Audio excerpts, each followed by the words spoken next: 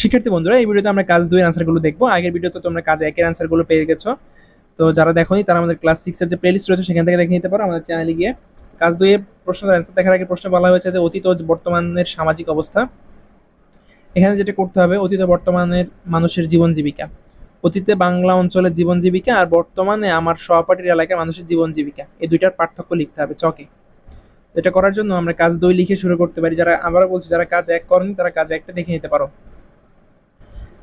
অতীতে বর্তমান মানুষের জীবন জীবিকা, এটা আমরা লিখতে পারি এভাবে: অতীতে বাংলা অঞ্চলের জীবন জীবিকা, আর এখানে হচ্ছে বর্তমানে আমার সহপাঠীর এলাকার মানুষের জীবন ও জীবিকা।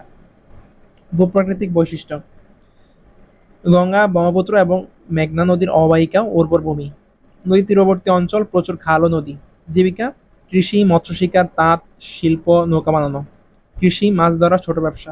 জীবনযাত্রা: গ্রামীণ জীবনযাত্রা, গোষ্ঠীগত সমাজ ব্যবস্থা। আধুনিক জীবনযাত্রার সাথে কিছু গ্রামীণ প্রভাব। তারপর হচ্ছে সামাজিক ও সাংস্কৃতিক প্রেক্ষাপট, এটাকে আমরা কিভাবে লিখতে পারি? সামাজিক ও সাংস্কৃতিক প্রেক্ষাপট, পল্লীগীতি, লোকনৃত্য, ধর্মীয় উৎসব। আর এখানে লিখতে পারি বাঙালি সংস্কৃতি, স্থানীয় উৎসব, আধুনিক প্রযুক্তির ব্যবহার। পরবর্তী প্রশ্নে আমাদের বলা হয়েছে যে বিভিন্ন ভূপ্রাকৃতিক বৈশিষ্ট্য মানুষের জীবন ও জীবিকা।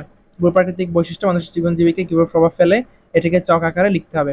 এটার অ্যান্সার আমরা কিভাবে লিখতে পারি? এটার অ্যান্সার লিখতে পারি এভাবে: বিভিন্ন ভূপ্রাকৃতিক বৈশিষ্ট্য মানুষের জীবন জীবিকা। এখানে ভূপ্রাকৃতিক বৈশিষ্ট্য একটা ছকের মধ্যে, আর একটা কলামের মধ্যে হচ্ছে মানুষের জীবন জীবিকা। এক্ষেত্রে দেখো, নদী তীরবর্তী যেই অঞ্চল আছে, নদী তীরবর্তী অঞ্চলে মানুষের জীবন জীবিকা আমরা কি কি প্রভাব ফেলে? মাছ ধরা, নৌকা চালানো, নদীভিত্তিক কৃষি, এগুলো হচ্ছে নদী তীরবর্তী এলাকার জীবন জীবিকা। তারপর হচ্ছে পাহাড়ি এলাকা, ঝুম চাষ, ঝুম ফসলের সংগ্রহ, বনজ সম্পদ সংগ্রহ। উপকূলীয় অঞ্চল, লবণ চাষ, মৎস্য চাষ, খেয়া নৌকা চালানো। সমতল ভূমি, ধান চাষ, গম চাষ, সবজি চাষ। উঁচু জমি, ফলের বাগান, সবজি চাষ, পশুপালন। তারপর এখানে লিখতে পারি এই চকের ভিত্তিতে আমরা দেখতে পাই যে ভৌগোলিক বৈশিষ্ট্য অনুযায়ী মানুষের জীবন জীবিকা কিভাবে পরিবর্তিত হয় এবং বর্তমান সময়ের মানুষের জীবন জীবিকা, মানুষের জীবনে বিভিন্ন প্রযুক্তি ও আধুনিকতার প্রভাব পড়েছে। বিভিন্ন অঞ্চলের মানুষের জীবিকা ও জীবনযাত্রার মধ্যে যেমন বৈচিত্র্য রয়েছে, তেমনি তাদের সামাজিক ও সাংস্কৃতিক প্রেক্ষাপট আলাদা আলাদা হয়ে থাকে। এটা হচ্ছে তোমাদের কাজ 2 এর আনসার। পরবর্তী ভিডিওতে তোমরা কাজ 3 এর আনসারটি পেয়ে যাবে। যারা কাজ 3 এর আনসারটি চাও কমেন্ট সেকশনে লিখে দাও যদি তোমরা চাও, তাহলে আমরা পরবর্তী ভিডিওটি আপলোড করব।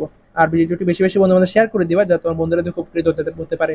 কোন জেলা, কোন স্কুল থেকে ভিডিও দেখছো সেটা চাইলে কমেন্ট সেকশনে জানিয়ে দিতে পারো, যাতে পরবর্তী ভিডিও ছাড়ার সাথে তোমার কাছে চলে যায়।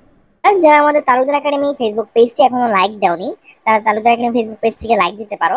তোমরা ফেসবুকে গিয়ে তালুকদার একাডেমি লিখে সার্চ দিলে তোমরা আমাদের এই পেজটি পেয়ে যাবে। এটি 39,000 লাইকস এবং 88,000 ফলোয়ার্স একটি পেজ।